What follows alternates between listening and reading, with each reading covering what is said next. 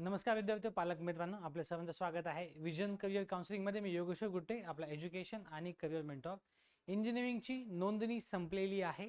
आता जी आहे ती आपली प्रोव्हिजनल मेरिट लिस्ट लागणार आहे. ह्या प्रोव्हिजनल मेरिट लिस्ट लागल्यानंतर प्रोव्हिजनल मेरिट लिस्ट नेमकी कशी बघायची आणि यामध्ये जर काही आपल्याला दोष आढळला तर हा दोष कसा दूर करायचा, त्यासाठी आपल्याला जो ग्रीव्हन्स पिरियड दिलेला आहे त्या ग्रीव्हन्स पिरियडमध्ये आपल्या अर्जामध्ये काही दुरुस्ती करायची असेल तर ती कशी करायची याबाबत डिटेल चर्चा करण्यासाठी आपण हा व्हिडिओ बनवत आहोत. महाराष्ट्रातील सर्व इंजिनिअरिंग करणाऱ्या विद्यार्थ्यांनी हा व्हिडिओ काळजीपूर्वक पाहायचा आहे आणि आपले जास्तीत जास्त विद्यार्थ्यांनी पालकांपर्यंत शेअर करायचा, जेणेकरून कुठलीच महत्त्वाची अपडेट मिस होणार नाहीये. जसं तुम्ही बघताय प्रोव्हिजनल SML आता थोड्या वेळातच तो येईल. काल तो येणार होता, पण आज 20 जुलैला त्यांनी सांगितलं की 18 जुलैला तो येणार होता, पण तो 19 जुलैला त्यांनी सांगितलं की संध्याकाळपर्यंत येईल.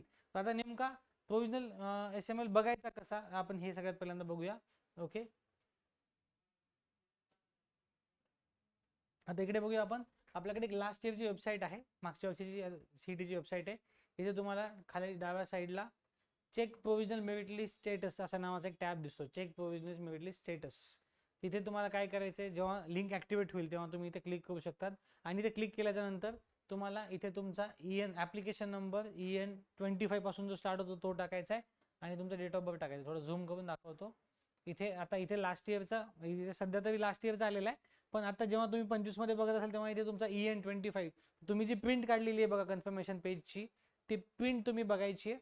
त्यामध्ये तुम्हाला तुमचा EN नंबर असतो, तो नंबर येतो, तो म्हणजे तुमचा ऍप्लिकेशन ID आहे आणि सोबत तुम्हाला तुमची डेट ऑफ बर्थ टाकायची आहे आणि तुम्ही इथे फॉर्म सबमिट करून तुमचा प्रोव्हिजनल मेरिट लिस्ट मध्ये तुम्ही तुमची माहिती बघू शकतात. आता ती माहिती नेमकी कशी असते, इथे एक आपण सॅम्पल बघूया. एका विद्यार्थ्याचा सॅम्पल इथे आहे, लास्ट इयरचा सॅम्पल आहे. असं बघा, प्रोव्हिजनल मेरिट लिस्ट मध्ये तुम्हाला सगळी तुमची माहिती येते. ही सगळी माहिती तुम्ही व्यवस्थित वाचायची आहे. तुमचं नाव वाचायचं आहे, तुमचं डेट ऑफ बर्थ, तुमचं जेंडर, तुमची कॅटेगरी, ह्या सगळ्या गोष्टी अचूकपणे वाचायच्या आहेत तुम्ही.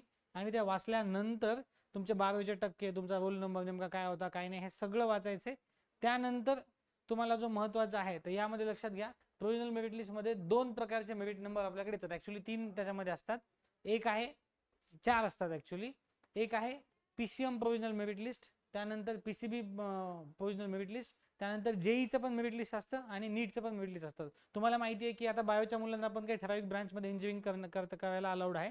त्यामुळं PCB CETचा पण एक वेगळा प्रोव्हिजनल मेरिट लिस्ट नंबर येतो, PCMचा पण येतो. आता ज्यांना इंजिनिअरिंग करायचे त्यांनी काय करायचंय बघा, त्यांनी सगळ्यात महत्वाचं जे आहे, त्यांनी इथला त्यांचा स्वतःचा PCMचा, इकडे बघा PCM, इथे बघा PCM, मी तुम्हाला दाखवतोय, your PCM provisional merit status is बघायचंय आणि हा नंबर तुम्ही बघायचा. हा नंबर बघण्याआधी वरची सगळी माहिती बघायची आहे. जर माहितीमध्ये काही चूक असेल तर फिजिकल किंवा ई ग्रीव्हन्स देऊन आपण तो दुरुस्त करू शकतो. जर तुमचं व्हेरिफिकेशन फिजिकल झालं असेल तर तुम्ही फिजिकल साईड जिथं झालं तिथे जाऊन तुमच्या अर्जामध्ये दुरुस्ती करू शकता.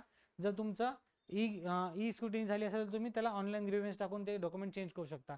फिजिकलसाठी आता तुम्ही समजा ओपन मधनं फॉर्म भरलाय, कागद नव्हते, पण आता तुमच्याकडे जर कागद आला असेल तर तुम्ही तो कागद सबमिट करून तुमचा जो फॉर्म आहे तो दुरुस्त करू शकता.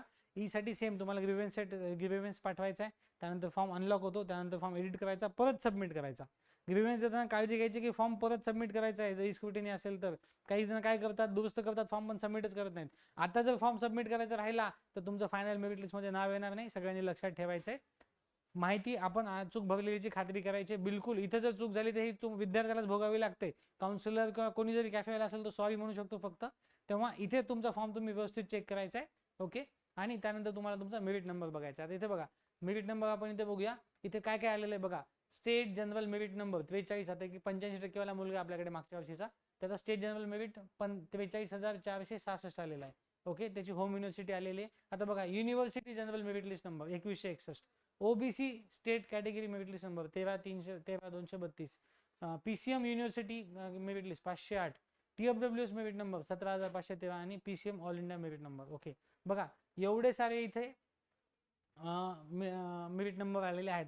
आपल्यासाठी नेमका कुठला महत्वाचा आहे ते आपण बघणं गरजेचं आहे. बघा माझ्या मते बघा इथे बाकी किती जरी काही जरी लिहिलं असेल तर आपण विद्यार्थ्यांनी काय करायचं, सगळ्यांनी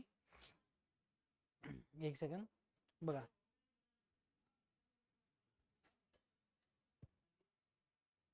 विद्यार्थ्यांनी बघा स्टेट जनरल मेरिट नंबर हा जो नंबर आहे, हा नंबर सगळ्यात महत्वाचा आहे. पहिली लाईन आणि सगळ्यात मोठा आकडा.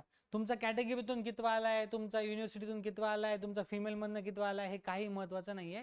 हा जो सगळ्यात मोठा आकडा तुमचा असणार आहे तो तुमच्यासाठी सगळ्यात महत्त्वाचा असणार आहे, तो तुमचा स्टेट जनरल मेरिट आहे. आता हा एक रेफरन्स पॉईंट आहे तुमच्यासाठी कट ऑफ बघायचा, लक्षात ठेवा. ह्या जनरल मेरिटने तुम्ही कट ऑफ बघू शकतात. आता कट ऑफ कसे बघायचे, दोन पद्धतीने तुम्ही कट ऑफ बघू शकतात. एक पहिलं काय, आपण आपलं कट ऑफचं पुस्तक रिलीज केलेलं आहे. ओके, आपण आपलं कट ऑफचं पुस्तक रिलीज केलेलं आहे.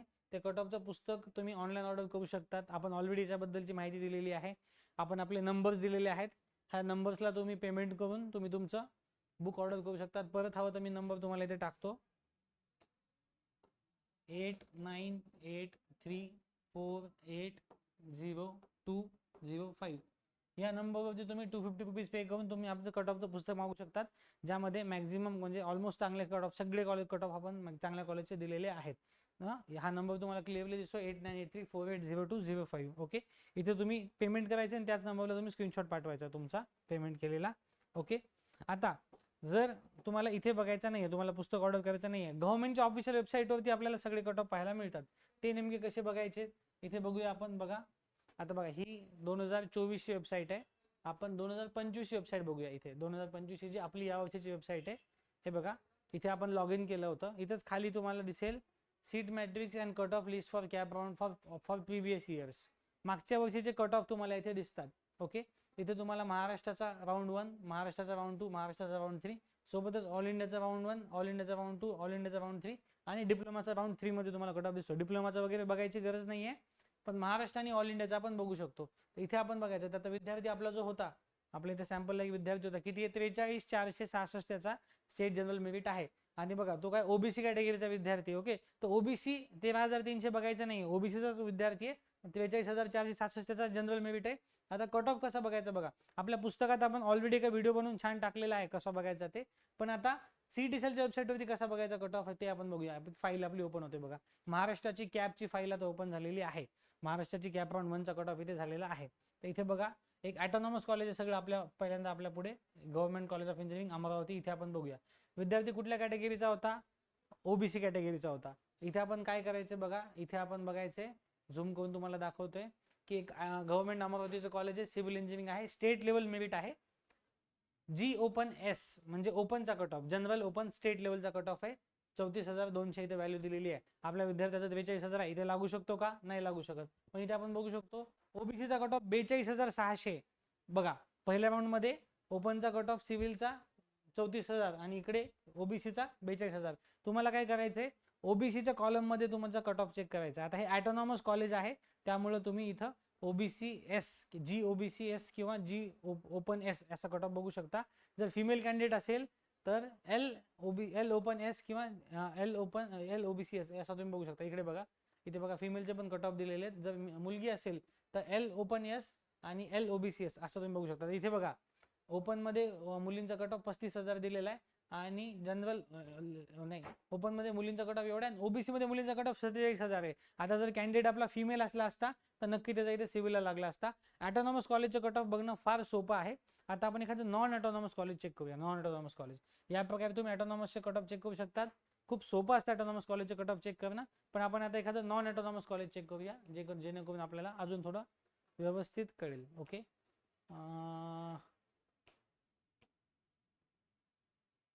चांगलं नॉन ऑटोनॉमस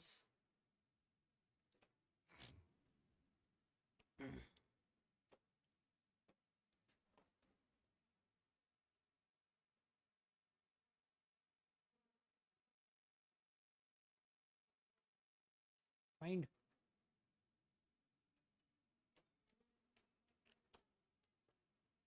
थोडंसं मी त्याला खाली घेऊन जातो. Okay okay okay okay. आता इथे बघा, आपल्याला एक गव्हर्नमेंट कॉलेज आहे जे नॉन ऑटोनॉमस आहे, आपण त्याचं बघूया. आता नॉन ऑटोनॉमस कॉलेजचे कट ऑफ कसे बघायचे बघा. जर तुम्ही आता बघा, एखादा विद्यार्थी महाराष्ट्रामधून आहे, त्याची 12वी लातूर जिल्ह्यातनं झालेली आहे किंवा पुणे जिल्ह्यातनं झालेली आहे. आपण एक चंद्रपूरच्या कॉलेजचं एक्झाम्पल बघूया.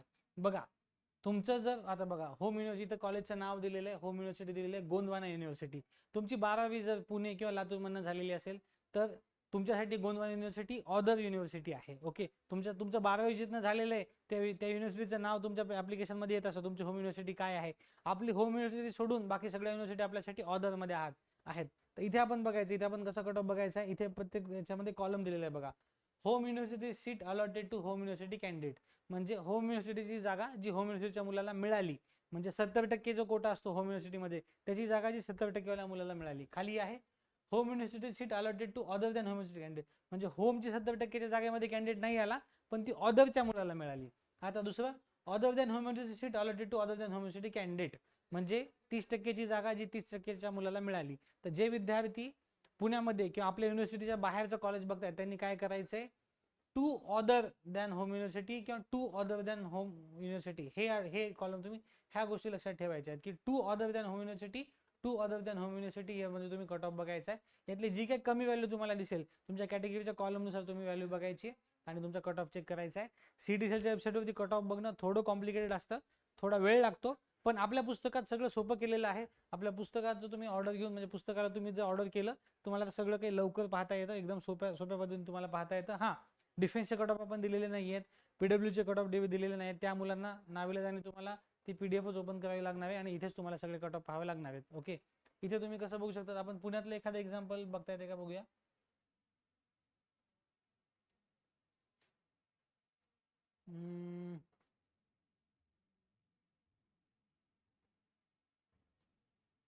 Okay, JSPM. ओके, आलं आलं आलं. हे बघा पुण्यातलं कॉलेज आपण बघूया, पुण्यातलं एक्झाम्पल बघूया. JSPM हडपसर नावाचं कॉलेज आहे. इथे आपण बघूया home university seat allotted to home university candidate. आता लातूरचा विद्यार्थी असेल तर त्याने हा कट ऑफ बघायचा का नाही, पण पुण्याचा विद्यार्थी असेल तर त्याने home university seat allotted to home university candidate याच्यामध्ये कट ऑफ बघायचा आहे. बघा ऑटोनॉमस कॉलेजमध्ये सगळ्या सीट स्टेट लेवलवरती वाटप केल्या जातात, पण बाकी नॉन ऑटोनॉमस कॉलेजमध्ये 70-30 कोटा असतो. 70 कोटा त्या विद्यापीठातनं 12वी झालेल्या मुलांना असतो, 30% कोटा बाकीच्या सगळ्या विद्यापीठातनं 12वी झालेल्या मुलांसाठी असतो. लातूरचा विद्यार्थी किंवा इतर पुण्याच्या बाहेरचा विद्यार्थी जेव्हा पुण्यामध्ये कट ऑफ बघतोय तेव्हा त्यांनी काय करायचंय, to other than home university हा कॉलम बघायचा आहे. बघा, टू होम युनिव्हर्सिटी नाही बघायचं, to other than home university candidates साठीचे कट ऑफ बघायचे. कॅटेगरी ओपन असेल तर ओपन मध्ये बघायचा आहे, कॅटेगरी OBC असेल तर OBC मध्ये बघायचा आहे, लेडीज ओपनचा असेल तर लेडीज ओपन मध्ये बघायचा, नसेल तर जनरल ओपन मध्ये बघायचा आहे. या प्रकारे तुम्ही कट ऑफ चेक करू शकतात मेरिट लिस्ट आल्यानंतर आणि तुम्हाला अंदाज येईल. तर बघा यावर्षी मेरिट लिस्ट म्हणजे मागच्या वर्षी आपण अंदाज आपण इथे आता बघा आपला जो कॅन्डिडेट आहे इथं किंवा आपला जो सॅम्पल आपल्याकडे आहे खूप सोपं आहे. बघा आपल्याकडे 85% विद्यार्थी आहे, ऑलमोस्ट त्याचं 43,400, म्हणजे अंदाजे बघायला गेलं तर एका पर्सेंटाईलला आपण मागच्या वर्षी 2800 ते 2900 मुलं होते, त्या हिशोबाने बघितलं गेलं तर हे एकदम ॲक्युरेट आलेलं आहे. यावर्षी आपण सांगितलं होतं की 1% म्हणजे 3200च्या आसपास SML येऊ शकतो पहिल्या पर्सेंटाईलमध्ये. तर मला वाटतं की त्या फॉर्म्युलाने पण तुम्ही बघू शकतात किंवा तुम्हाला ॲक्युरेटली आता मेरिट लिस्ट कळतं, तुम्ही त्या मेरिटच्या आसपासचे कॉलेजेस तुम्ही बघायचे प्रॅक्टिकली आणि तुमच्या याद्या बनवायच्या. ज्या विद्यार्थ्यांनी काउन्सिलिंगला नोंदणी केलेली आपल्याकडे त्यांच्यासाठी आपण याद्या ऑलरेडी दिलेल्या आहेत. तर बघा मेरिट लिस्ट आल्यामुळे काय होतं, तुम्हाला अचूक कळतं की आता रँक कमी आलाय का जास्त आलाय. यावर्षी रँक जास्त आलाय म्हणजे स्पर्धा जास्त आहे, तर आपल्याला कसे कॉलेजेस वाढवायचे, कशा ब्रांचेस वाढवायचे हे सगळं आपल्याला कळतं. नक्की मेरिट मागच्या वर्षीपेक्षा जास्तच येणार आहे. आपण आपल्या पुस्तकात 22, 23, 24 अनालिसिस दिलेला आहे. 25चा मेरिट लिस्ट आले की तुम्हाला लागलीच कळेल की आता रँक कितीने वाढलेला आहे. तर तुम्ही रँक वाढला तरी घाबरून जायचं नाहीये, फक्त कट ऑफ चेक करायचे. पुस्तक आहे किंवा PDF आहे, दोन्हीपैकी कुठेही तुम्ही कट ऑफ चेक करू शकतात. पुस्तकामध्ये आपण ह्या सगळ्या व्हॅल्यू अगदी व्यवस्थित ऑर्गनाइज केलेल्या आहेत. पण एक लक्षात घ्यायचं, खूप विद्यार्थी काय करतात, OBC म्हणलं की OBCचा रँक मॅच करतात पुस्तकामध्ये किंवा कुठं. OBCचा रँक नाही मॅच करायचा, तुम्ही जनरल रँक OBCच्या कॉलम मध्ये मॅच करायचा. OBCचा कॉलम पुस्तकात असेल किंवा PDF मध्ये असेल, OBC मध्ये तुम्ही तुमचा जनरल रँक मॅच करून बघायचा, म्हणजे सगळ्यात मोठाच आकडा तुमचा रँक आहे. छोट्या आकड्याने कट ऑफ बघायचे नाही. जर तसे कट ऑफ बघितलात, तशी यादी बनवलात तर नक्की तुम्ही कमी कॉलेज टाकताल आणि कॉलेज तुम्हाला लागणार नाही. तेव्हा लक्षात ठेवायचंय मेरिट लिस्ट मधला सगळ्यात मोठा आकडा म्हणजे तुमचा स्टेट जनरल मेरिट नंबर आहे, तोच रेफरन्स पॉईंट आहे. त्यांनीच तुम्हाला कट ऑफ चेक करायचे आणि त्यांनीच तुम्हाला कळणार तुम्हाला कुठलं कॉलेज मिळू शकतं किंवा कुठलं कॉलेज नाही मिळू शकत. ओके, तर ही झाली या वर्षीची प्रोव्हिजनल मेरिट लिस्ट कशी बघायची, ग्रीव्हन्स कसा द्यायचा याबद्दलची माहिती. ग्रीव्हन्स बद्दल परत मी रिवाइज करतोय की फॉर्म मध्ये सगळं व्यवस्थित आहे चेक केल्याशिवाय तुम्ही पुढे जाऊ नका. जर फॉर्म मध्ये दुरुस्ती असेल तर नक्की ती दुरुस्त करा. जर आता चूक झाली तर ती चूक विद्यार्थ्याला भोगावी लागते. फायनल मेरिट लिस्ट मध्ये जर एकदा चुकीची माहिती आली तर पहिल्या राऊंड मध्ये तुम्हाला लागलेलं सीट कॅन्सल होऊ शकतं, तुमचा राऊंड वाया जाऊ शकतो, तुमचं ओव्हरऑल ऍडमिशन कॅन्सल होऊ शकतं. तेव्हा प्रोव्हिजनल मेरिट लिस्ट म्हणजे फक्त आकडा बघायचा नाहीये, भरलेला फॉर्म व्यवस्थित चेक करायचा जेणेकरून कुठलीही चूक तुमच्याकडनं होणार नाहीये. ही झाली इंजिनिअरिंग प्रोव्हिजनल मेरिट लिस्ट कसा बघायचा आणि ग्रीव्हन्स कसा द्यायचा याबद्दलची माहिती. इंजिनिअरिंग ऍडमिशनच्या अशाच माहितीपूर्ण अपडेटसाठी वेळोवेळी पाहत राहा विजन करिअर काउन्सिल. थँक्यू.